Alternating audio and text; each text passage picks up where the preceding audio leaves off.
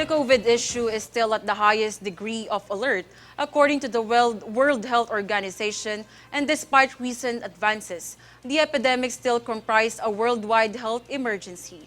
WHO Chief Tedros Adhanom Ghebreyesus acknowledged that the global situation has obviously improved since the pandemic began, but he warned that the virus continues to change and there remain many risks and uncertainties.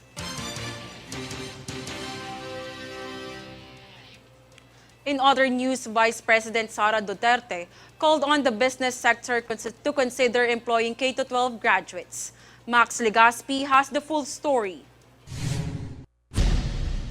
During VP Duterte's keynote speech at the 48th Business Conference of the Philippine Chamber of Commerce and Industry, Duterte, who also serves as Education Secretary, stated that there is a disparity in the labor sector's hiring preference, which heavily favors high educational attainment.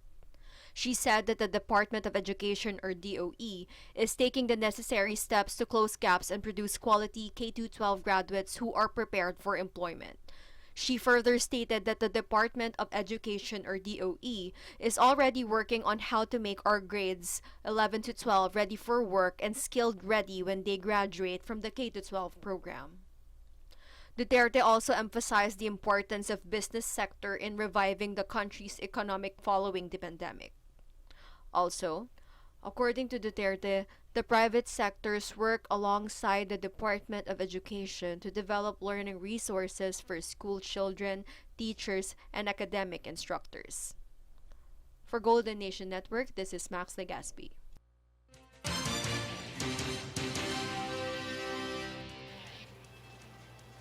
The Department of Agriculture, or DA, reported that the damage caused by tropical depressions Maymay and Neneng to agriculture in the Cordillera Administrative Region, or CAR, Ilocos Region, and Cagayan Valley has totaled 355.63 million pesos. The two typhoons affected at least 11,928 farmers across 3 regions.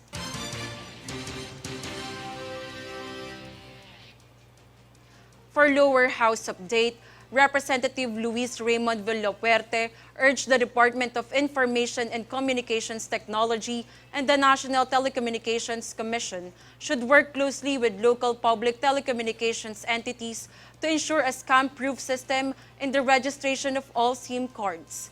JC Ogaire has the full report. Camarines Sur Representative Luis Raymond Villafuerte said local public telecommunication entities, or PTEs, should be given ample time to prepare for the mandatory registration and future proofing of their systems before requiring all cell phone users to register their SIM cards within the prescribed period. According to him, a primary concern is the safe collection and storage of private and sensitive data of would-be registrants that are stored in as many as 150 million SIM cards.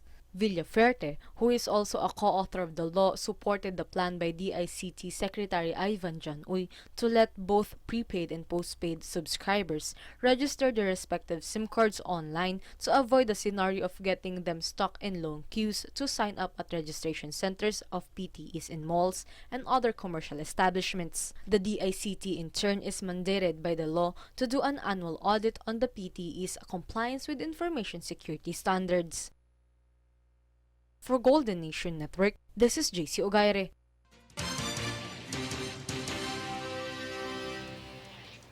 For Senate update, Senator Risa Hontiveros urged the Department of Agriculture, or DA, to pay attention to other healthier and consumable crops instead of focusing only on the rice development program. In a statement, the senator said that the DA should pay attention to the farmers engaged in substitute crops like vegetables, fishing, and livestock. Meanwhile, the DA said the department has ongoing programs that support farmers to engage in substitute crop production nationwide.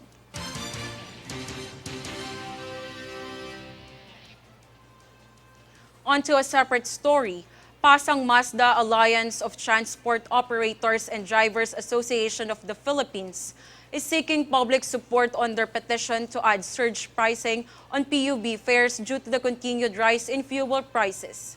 Pasang Mazda President Roberto Caobet Martin said their petition to add 1 peso to both traditional and modern jeepney fares and 2 pesos for buses is to offset the added cost of vehicular traffic and fuel prices.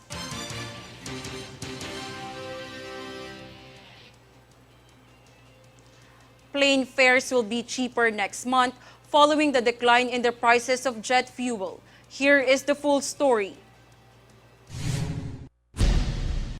Plane fares will be cheaper next month as airlines were directed to collect lower fuel surcharges following the decline in the prices of jet fuel. In an advisory, the Civil Aeronautics Board or CAB set the November to fuel surcharge where airlines can collect at level 8, a downgrade from level 9 this month. Under level 8, passengers will pay a fuel surcharge of 253 pesos to 787 pesos each for domestic flights, depending on the distance. Meanwhile, the additional charges for international flights range from 835.5 pesos to 6,208.98 per passenger. These are lower than the level 9 levels of 287 pesos to 839 pesos each for domestic flights and 947.39 pesos to 7,044.27 pesos for international flights.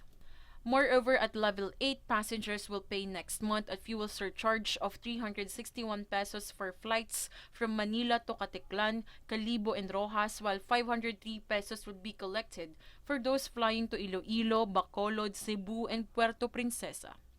The fuel surcharge for flights from Manila to Zamboanga, Cotabato, and Davao amounts to 708 pesos.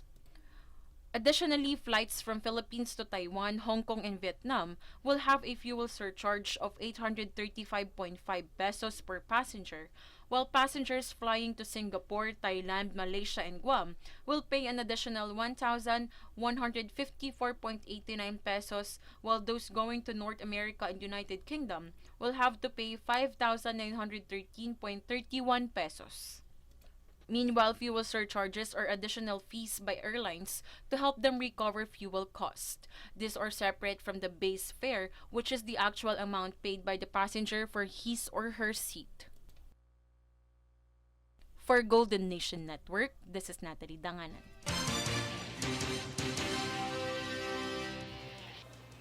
Up next on News Force. PCSO provides free medical consultations and free medicines to Marikina indigents. MMDA plans to implement temporary truck ban in Rojas Boulevard. Exclusive motorcycle lane along Commonwealth Avenue approved in principle. Stay tuned for more stories and reports when News Force returns.